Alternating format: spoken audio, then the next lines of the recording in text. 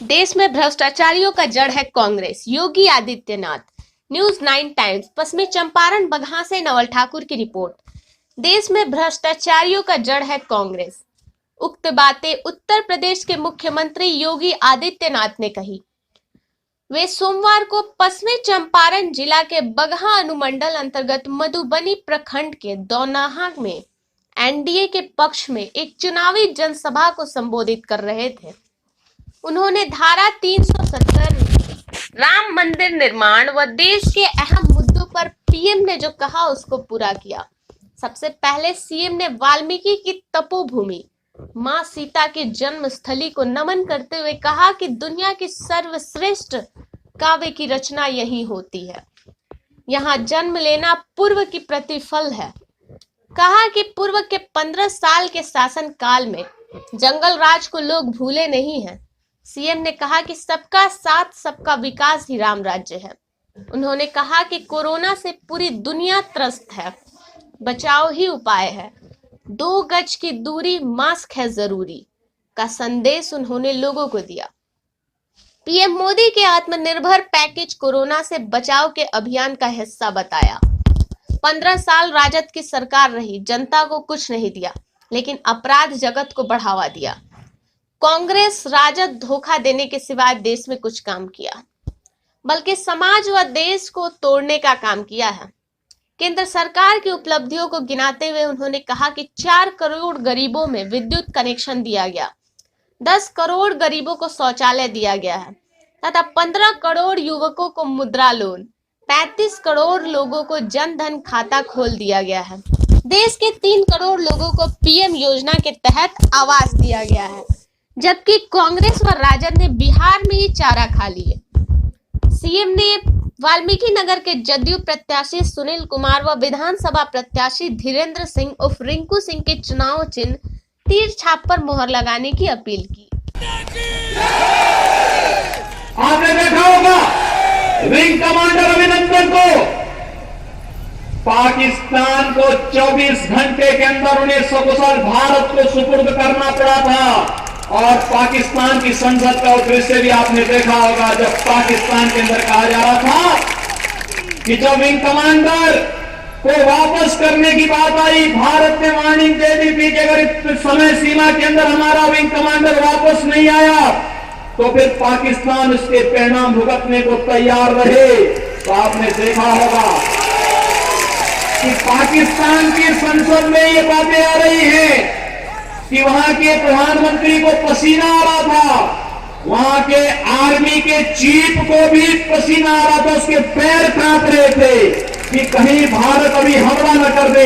और उन्होंने कहा भैया जल्दी से इनको वापस भारत भेज दो, नहीं तो भारत हमारा काम तमाम कर देगा। यह है भारत का शौर्य और पराक्रम। आज कोई भारत की तरफ टेढ़ी नजरों से देख नहीं सकता, और देखेगा उसकी आंखें भारत के बहादुर जवान निकाल करके तस्करी में परोस करके भारत की जनता के सामने प्रस्तुत कर देते हैं। यह है हमारा भारत।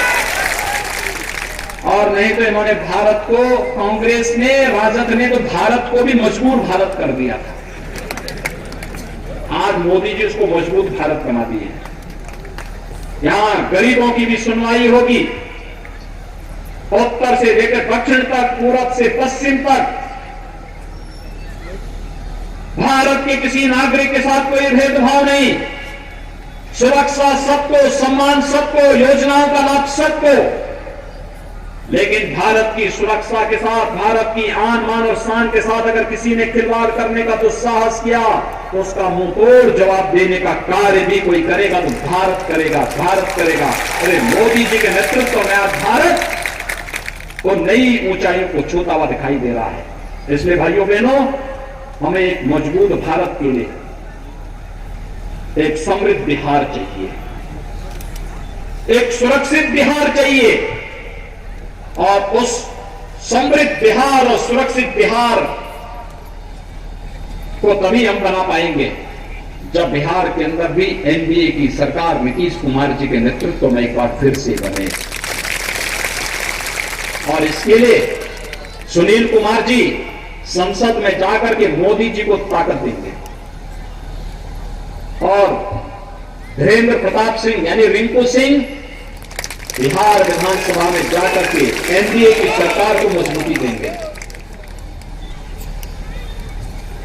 इन दोनों को विजयी बना करके वाल्मीकि नगर को फिर से हमें राम राज्य की उस अवधारणा को चरितार्थ करने के लिए आगे बढ़ाना होगा, जहां की धरती पर लव और कुश ने जन्म लेकर के भगवान राम के सपनों का राम राज्य बनाया था।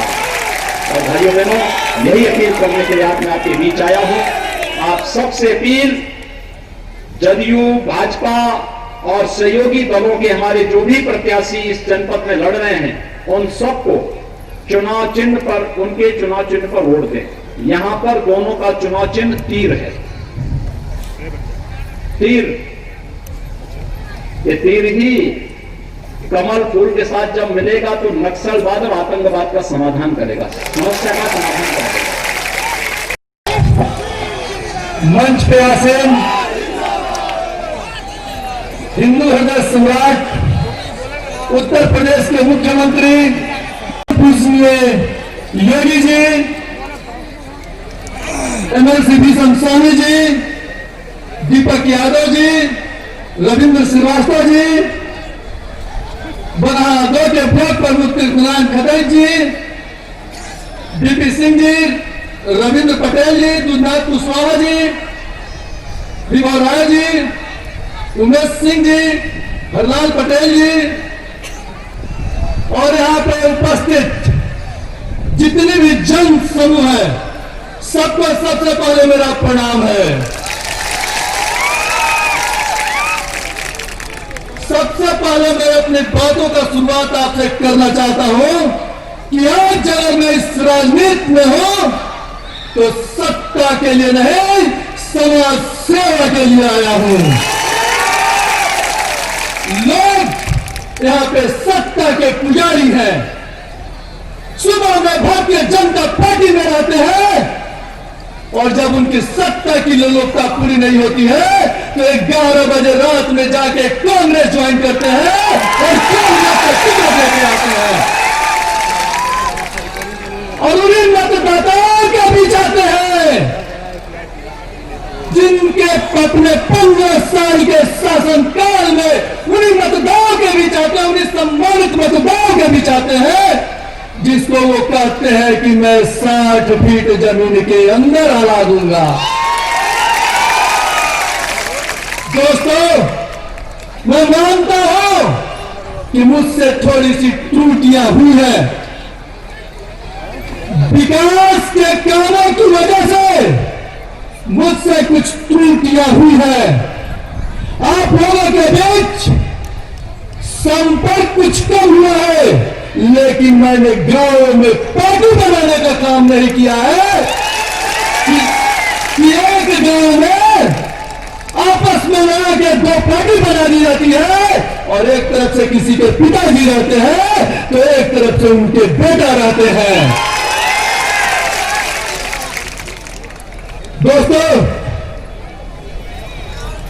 जहां तक क्षेत्र के विकास की बात है, 15 साल तक आप लोगों ने इस क्षेत्र को देखा है।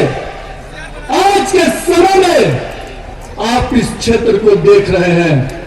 आज के समय में इस क्षेत्र में पूर्व के धरा विधानसभा में 180 जगह पे काम चल रहा है, जबकि 15 सालों तक लोगों ने सिर्फ और सिर्फ आपको गन्ना, गुंडा और गाइड में उलझाए रखा था। काम कुछ नहीं किया था उन लोगों ने। हम लोग यहां पे मुख्य रूप से अपने परम पूज्य गार्जियन उत्तर प्रदेश के मुख्यमंत्री श्री योगी जी की सुनने आए हैं। तो मैं अंत में सिर्फ आप लोगों से कहना चाहूंगा कि हमारे भारत में और बिहार प्रदेश में डबल इंजन की सरकार है और इस बिहार प्रदेश में आप लोगों को पूरा डबल इंजन की सरकार बनानी है। और हम लोग जो भी प्रत्याशी है, चाहे मैं हूं या लोकसभा के सुनील कुमार है, हम लोग उस इंजन के डब्बे हैं और उस डब्बे को गंतव्य तक पहुंचाने का काम अब सम्मानित मतदाता, अब सम्मानित जनता को करना है। इन्हीं सब बातों के साथ मैं अपनी वाणी को विराम देते हुए कहना चाहूंगा, जय हिंद, जय भारत।